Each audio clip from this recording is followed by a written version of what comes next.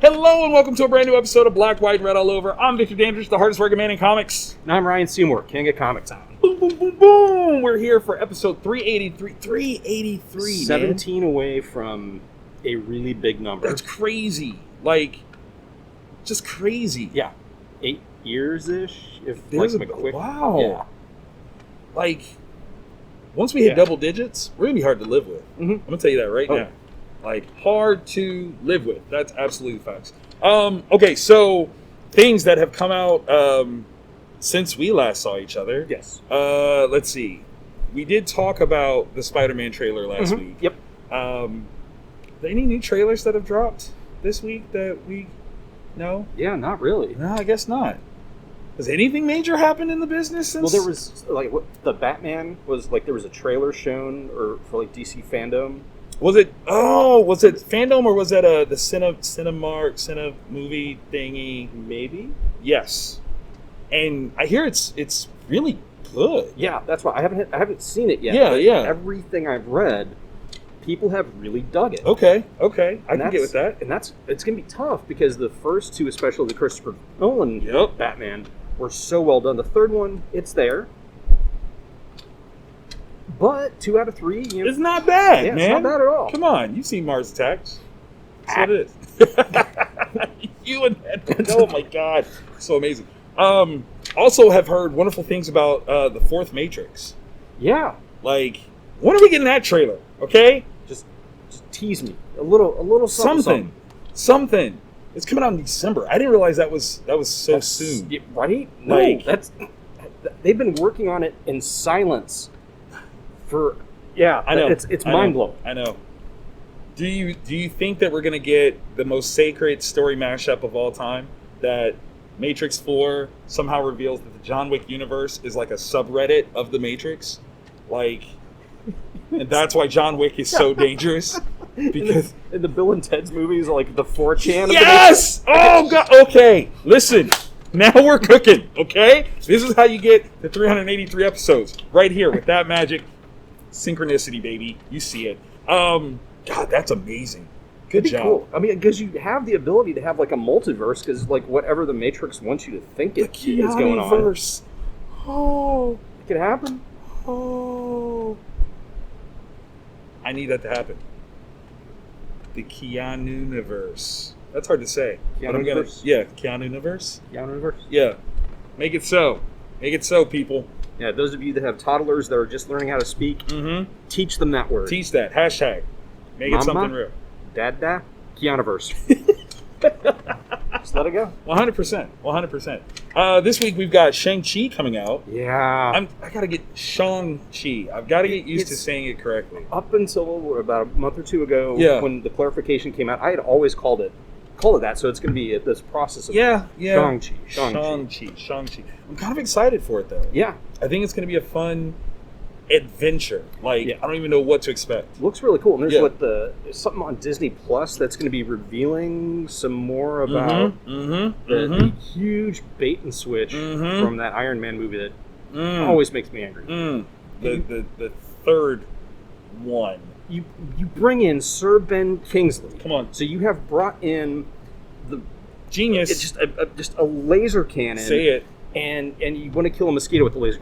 You've got a generational actor, and you're like, oh, hey, let's make him say Trevor. Ole. No. Why? Why did you? Do you know how terrified I was of the Mandarin because he was playing him? Right. I was like, this is scary. Yeah.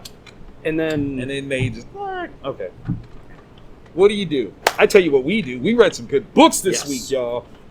Thankfully, everything arrived on time, so we got to delve into everything, and let's talk about it. Yeah, this is a weird month because it's a 5 Wednesday month, right? So for all the books that come out through Diamond, it's gonna be a little bit thinner, right? DC though, it's heavy. 4 Tuesday month, so this is the 5th. Yeah, it's weird. Wait, 4 Tuesday 5. What a battle! How do y'all manage that? I don't. Okay. All right. Fair said. Yeah. Just openly. Just hey, guys. No. Not happening. Gotta be honest. Truth will set you free. Okay, so we got 2 that are the same. Yes. On honorable mentions. Where do you want to start? Why don't you talk to me about that Superman Batman annual? Okay, so Superman Batman annual. Let me tell you what got me. Okay, you see Yang. I was like, cool. Francavilla, cool. Yeah, not a problem. I like these creators. I'm gonna read it. Yeah. So I grab it. That's what I see, and I put the book down, and then I pick it back up, and I don't realize it's a flip book. Yeah. Oh my God, it's a flip book. Okay, so on the other side, ladies and gentlemen, oh my God, this is so brilliant. Okay, so it's Yang, right? And Peltier, right? So Paul Peltier, I've been a fan of his for a long time. This story, we're talking multiversal, two characters from two different worlds. Their stories bleed together, and there's a literal moment where you actually have to flip the book to read the rest of the story. That's awesome. It's awesome. From that alone, I was like, this is fantastic. This is fantastic. The story is fun. It's a little heavier than your traditional like Silver Agey thing, but it's fun. And this, I tell you what, you talk about a tour de force. This page, that's crazy, because this is the one where it changes, and that's something you can't do in any other artistic medium. You can't, you cannot. That's it. Anywhere else. It is all comics all the time. So I do recommend that you read the Superman side first, because that is the way that the change rolls. So, so cool. Very smart. Yes. Mine from DC this week, Infinite Frontier number 5. And this is one that it's weird to me because it feels like it should be something way bigger. So there is some kind of multiversal event taking place, and it's kind of DC's building up to do like a Justice League that's the greatest. I think that's one of the most important things that we don't. Right. We don't. This. Don't give that dude a yellow ring. That's a problem. Okay. Why my God got a gun? Right. It's now true or false. Paul Peltier did some of the artwork on this too, right? I believe he did. He's killing it because I love that guy. So this is a really cool story, but it's toned down. Like it should be the big overarching. Like if DC's going to be doing a big crossover event, it should be something like this, really really pushing it, because it's Darkseid, right? Getting a singular Darkseid, yes, which I don't know if is more frightening than a multiverse. Like a multiverse, like all these different versions. Singular Darkseid is way worse. Gaining the keys to access the multiverse, and extend his will and control across everything. Yeah. See, okay. So how is this? Let me ask you this question. Let's go back in the Wayback Machine. Now we know Crisis was a thing, right? But there were a number of DC crossover titles that maybe didn't register in the same way that a Crisis did. Panic in the Sky, 0 Hour. Is that what we're looking at here? Like, kind of, yeah, because it's a really, really, really cool story. Right. Just somehow nobody cares. Like, that's the thing is, like, is Darkseid just kind of a joke? Wow. Like have people forgotten how terrifying this dude is? Great Darkness? How do y'all not? I don't know. I don't know. I read that one, and I had other choices. But I mean, it's good, but it's not great. Yeah. And it's got the parts. But there's something missing. Yeah. There's something missing. I don't know if it's the gravitas, the lack of other inclusions. Yeah. That could be a thing. Or, I don't know. It's a weird one. I love Darkseid. Right? Do you love the heroes that they're showcasing? Because they're not really focusing on the mainstream guys. Yeah. So that's probably what it is. You think? Where it's like, that's unfortunate, like, though. Undead Roy Harper. Which is kind of cool. Kinda. Is he the linchpin that you want to save the multiverse? No. He's a little too unstable for that. Yeah. All right. Okay, so now we're getting into the things that we read that are the same. Yes. I feel like Dark Ages is kind of the bigger one between the two. Yeah. So let's do that one last. Yeah. And then Definitely. Sweet. So we've got Avengers issue 48. Jason Aaron, Garon, Curiel. This is a beautiful looking book. Yeah. Like it's so well. They picked the right artist and colorist for this because when you've got a She-Hulk that is not your like John Byrne-esque She-Hulk. Right, Like right. this is a Hulk. Emphasis on the Hulk. Yeah, and the skin color is red instead of green, Right. which they explain perfectly. Mm-hmm. It's amazing. She terrifies me. Yeah, this is so for a book that is so centered around the Hulk or She-Hulk specifically. She's not in it. Yeah. Like, this is not She-Hulk. This is not Jennifer Walters. This is a happening that, heaven forbid, that you are in the way. Like, the things that they are setting up here. No, senor. Who's supposed to stop that? Right? How? And then the implications of what are you kidding me? Like, that is one of the most dangerous things. I'm like, no. It's gonna be kind of a throwaway, and then what? Like 5 years later, someone's gonna be like, "Wait a minute, why is that thing doing that?" And can we do this, and this with that? Oh, snap! It's up for grabs. Like seated. Oh my gosh. So like, if you watch the Black Widow movie, yeah, and that whole setup and in air quotes training program, apply that to Jennifer Walters. Problematic. Huge Hugely. problem.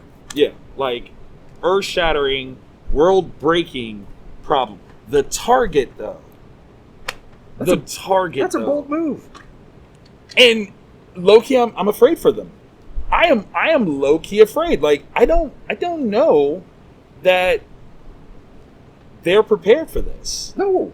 Like, because this is an iteration of her that we've never seen.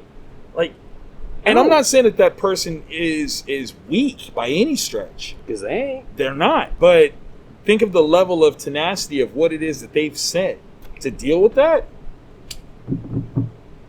It'll make sense when you read it. Yeah. And when you see who the target is, you'll go, wow. Yeah. My question, though, is why does the Red Room have a problem with that? What did they do?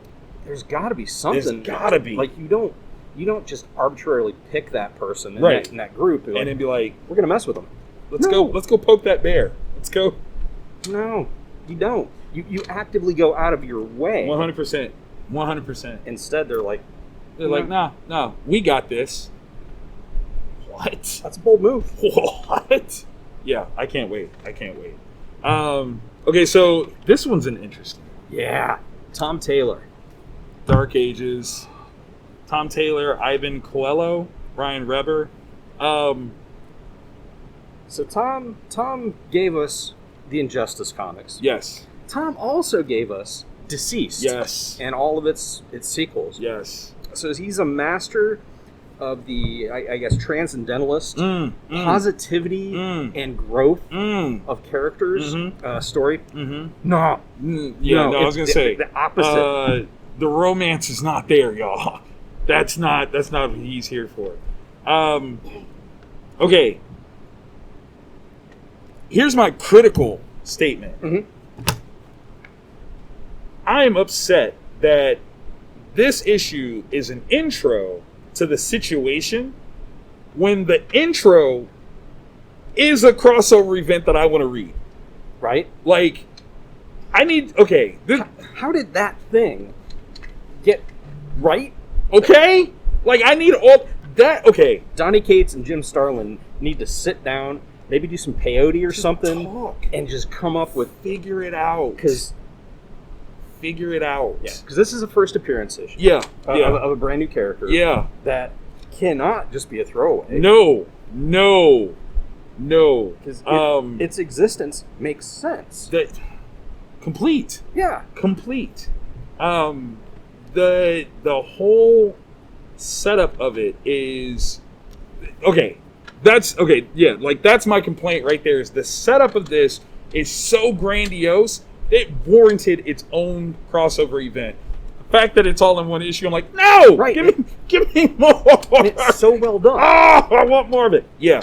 And one of the things that Tom does so well is he takes characters that we know, and so we've already got this built-in like feelings for them, emphasizes how much we feel those waves for the characters, and then just punches us. Like, oh my God. Repeatedly.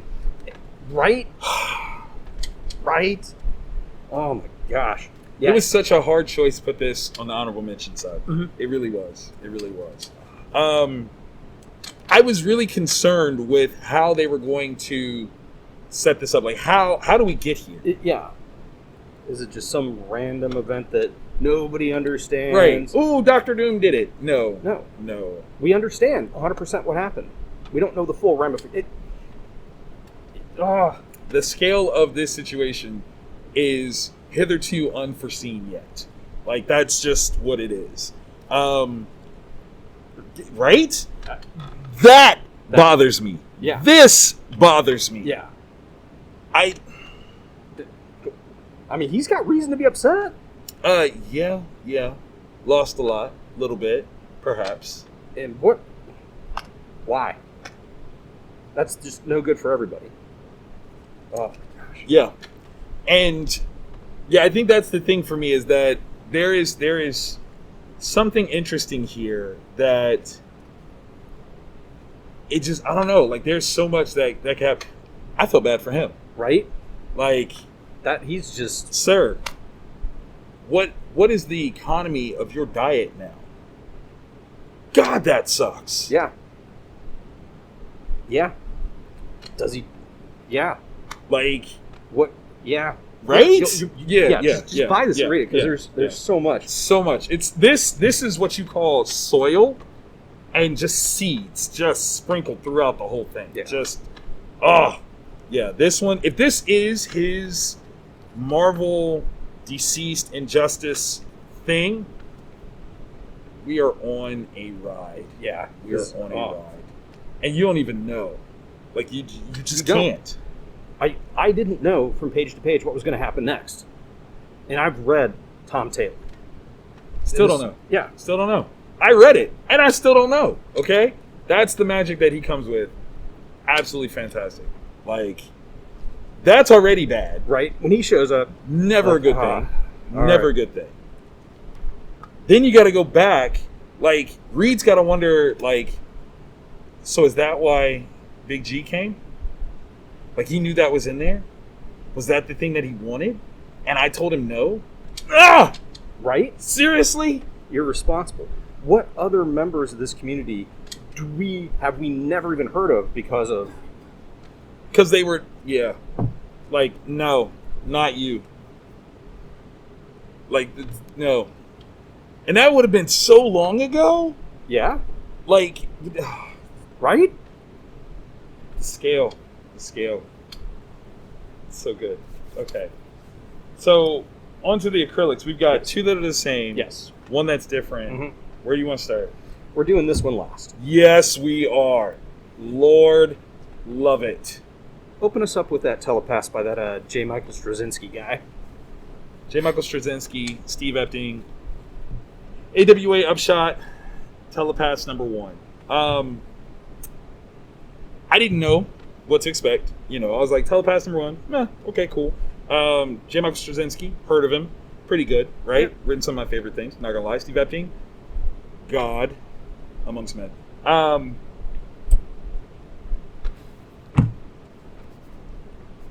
If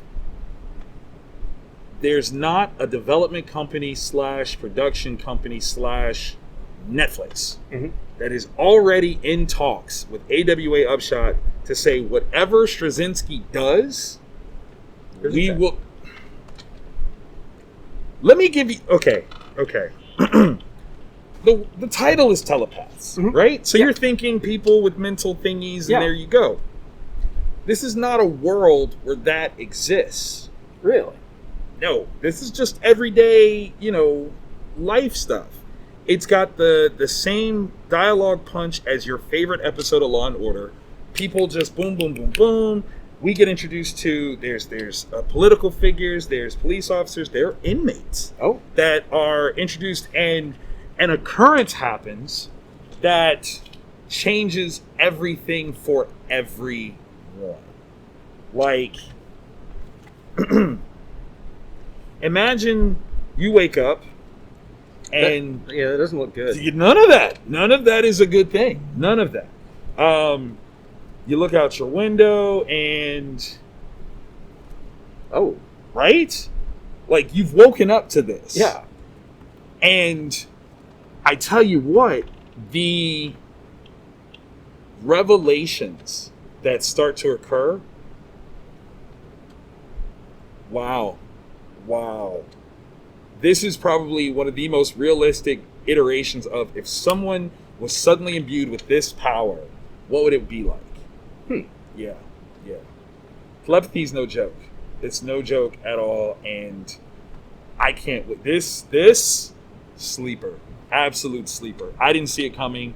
You didn't order enough copies. I can tell you that right now. Probably not. Like, without question, you didn't order enough. Yeah, that's it. Yeah. One of the interesting things AWA does is a lot of their number ones, they ridiculously discount. So, like, it's pennies on the dollar as opposed to, like, So, yeah, for retailers, the cost of playing that first issue isn't that much. And creators like Epton, creators like Straczynski. Yo, I'm not gonna lie. Like, this one, when you read this, you'll go, I need to order some more, like, right now. Like, right now. Gotta get them on the shelf. This is a show waiting to happen. And, yeah. Super dope. Diverse cast, quick thinking. There's a scene in here that takes place, and I'm like, could that really happen? Like, in the coolest way possible. I'm like, could that happen? So dope. Highly recommend. The final-ish issue of You Promised Me Darkness by Behemoth Comics. Damian Conley's You Promised Me Darkness. This one has been so cool because it is such a bizarre head trip. It's the story of someone who kind of fancies themselves the Antichrist, the anti-everything in this one. And it's this group of superheroes that are not your Justice League. Like, they're just weird. Like, weird ass. They take the characters from Umbrella Academy, right? Make them weirder. Whoa. And then run them through FX's Legion. Like, so it's got that it's super weird. Yeah. But, like, it's so well done. I like that. And they finally figure out a way to stop this being, because this being feeds off of negativity. Feeds off of the powers and auras of other people. In this world, that's a... Yeah. Yikes. Like, this thing is just a monster. And they figure it out. And it's so well done. There is a special appearance by a character that, like, now I'm kind of wondering, like, are we in this world and we just don't know it? Because, like... Wait a minute. If you... So, like, he's able to control people's minds with his lyrics. And I'm like, crap. Are we really in that world? And we might be, man. Because I'm hearing it right now. Yeah. I want to do the thing. But we can't. So, yeah. I really, really recommend picking this up. The first issue might be a little bit tough to get a hold of because it sold really, really well. Of course. But there was a supplemental printing of it. There you go. But try to backfill and get these issues, especially if you're the Crow meets Legion. Good call. Pick it up. Good call. Yeah, grab that. Is this really inspired by? Dude. Like, it's espionage, so I don't know if I even trust that. Did you read the stuff in the back? Yeah. Oh my god. Okay. Like, I still don't know. They look Russian. They do, don't they? I don't know. Okay. Ron Norris. We saw you across the bar. We like your vibe. Marco Castillo, Almost American, AfterShock. What? This, on the cover, it says, inspired by the true story of husband and wife Russian spies who typically wouldn't live long enough to tell such a tale. How do you not pick that up? Yeah. Like, that's on the front cover. Because it's either true, and the story's awesome, or it's not true, and the story's so awesome. Yeah. And you'll never know. And it really is. Because if you thought you were getting, like, what is that? The Americans and other FX shows, sponsored by FX this week. Yep. It's more than that. Much. Way more. Much. So I read this fairly early in my reading because I was like, it's a new number one. Wasn't looking for it. Don't know what it's about. Yeah. Let's figure it out. The characterization is strong. like super strong right up front. And I love that. I mean, obviously, Ron Mars. You guys don't know who Ron Mars is. Like, you get your game up. Like, come on. Like, probably just started reading recently, which is good. Welcome to the fold. Also true. But Ron Mars is amazing. Yes. His ability to set up characters that, from start, like, you care about. Yeah. Like, you're really invested is something special. Absolutely love it. Marco killed it on the art. Let me just say. And Flavio, your colors, wow. Yeah, this is super dope.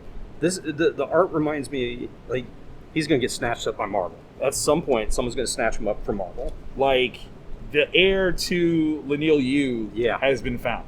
Like, Laniel left some pencil drawings somewhere, and somebody got impregnated by that style, and ta-da! Yeah, this... Because it's the story of what we assume, because I don't trust him. There is not a person in this book I trust. Yeah. Even the person in the background walking on the beach. I don't trust that person either. Yeah, no. Spies on spies on spies. Yeah. Okay. So, like, a husband and wife spy team. Right. Have... How convenient. Yeah.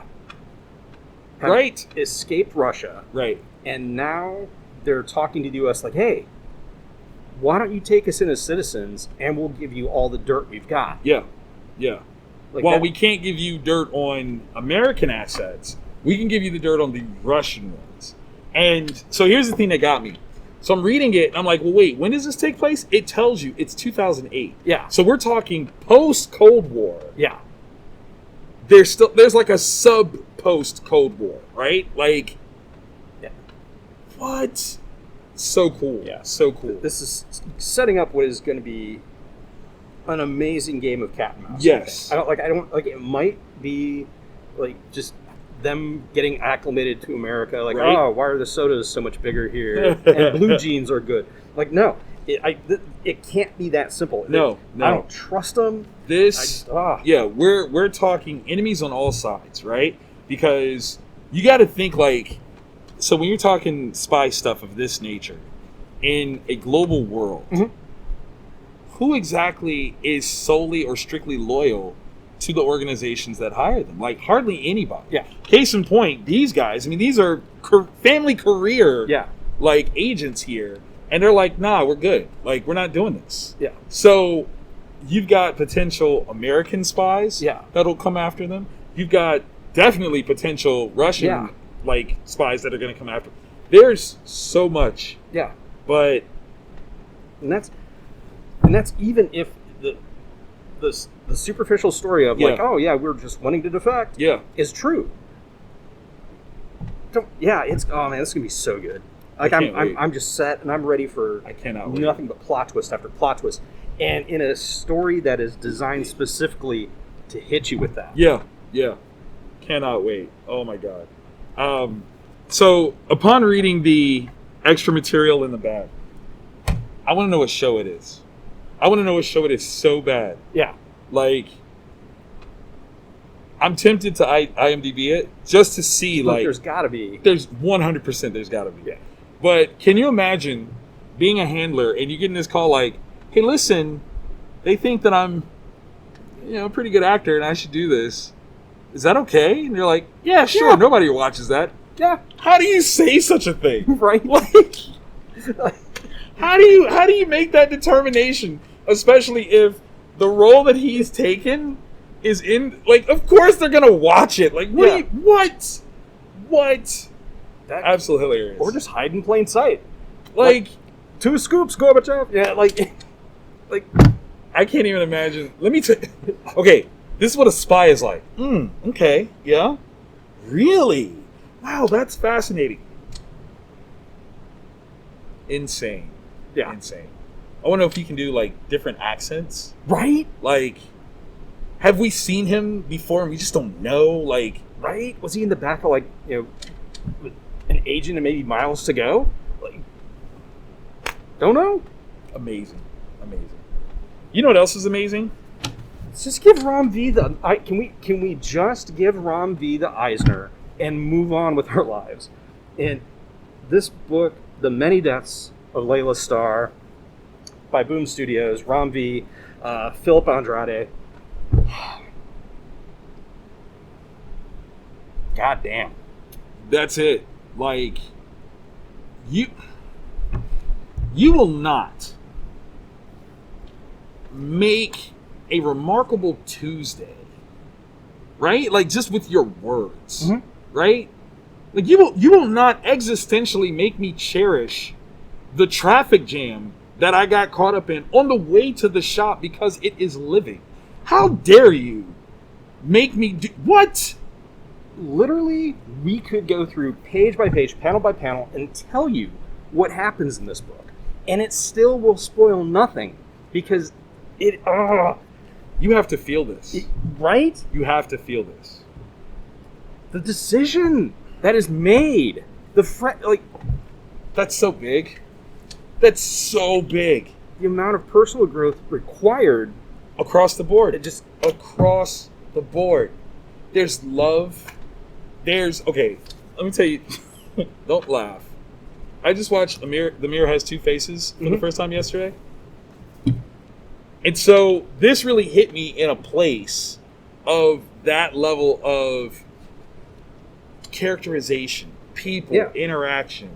The obvious is not so obvious because it's subtle. Like, this is the book that's going to make a generation want to make comics. Yeah. I hope that these are actual poems. Oh, like, my God. I'm gonna go try to find out. If they're not, they are now. Yeah. Like, without question. And imagine that. Just freaking imagine that moment. And not just that you're able to do that. Yeah. But that you realize why you shouldn't. And putting that other character in the spot of... Come on, relax. Yeah. Relax. Oh, my gosh. I didn't know what I didn't know. But now that I know, how could I? Yeah. How could I do that? Yes, this is the simple story of the god of death being fired. Because there is a human that creates a way for immortality to exist. Yes. So she no longer... you're the god of nothing. Right. There is no death now. So she's turned into a human. And over the course of this story, it was her goal to kill this person. So that... she now has a job. Yeah. Still. And the interactions between her, between the human, between everybody else, human and God, that's the story. Yeah. Not the first part. It's everything else. The color choices, the art style, the dialogue, the narration, the poems. Again, if you are a fan of Day Tripper, this needs to go right next to it in your reading order. I mean, it picks up that baton and it carries, and it's such a fantastic and beautiful story. Like, this is poetry in comics. Yeah. Comics as poetry, maybe? This was awesome. Super duper dope. Not a superhero title. Which is... okay, so that's the thing that makes this so amazing. Like, look at the age that we're in, where we have super powered individuals in some of the titles on the Acrylic, but overall, I wouldn't say any of these are like superhero stories in the fights and tights sort of way. Yeah. There's no monologuing. Yeah. There are beings with powers, but they're in a story. Not, it's a story about people with powers. Exactly. These are just amazing comics. Oh my God. Yes. I'm so enthused. Like, I'm literally going to go home and I'm going to write some stuff myself. Just because that's the kind of inspiration I just got this week. So hopefully that's what you guys are feeling. If you've got that itch to create a comic, grab some books, read some books, and make some books. Because that is the joy. That is the cycle. The life cycle. Yeah. Think about that. There you go. Every one of these creators at one point was just somebody sitting at a desk thinking, man, I would like to make a comic. Loves to make a comic. Look at this joy that they're bringing. Oh, it's so good. It's so good. Man. For a 5 Wednesday month. Not bad, man. This is good times. I remember when like 5th weeks used to suck. Yeah. Like, oh god. I guess we got to go to the comic shop and see what's not there. Yeah. Yeah. Great books delivered every week. Oh, yes. Hopefully you guys enjoyed this episode. If you did, give us that thumbs up, man, because we need that like button. Shows more people our stuff, gets the algorithm jumping. Yeah. You know. And every week we do this, so hit subscribe and the bell. That'll let you know. Ding. Every week when we drop this awesomeness. That's right. Because we do drop awesomeness. Mm-hmm. Like, big bada boom. Bada boom of awesome. Yeah.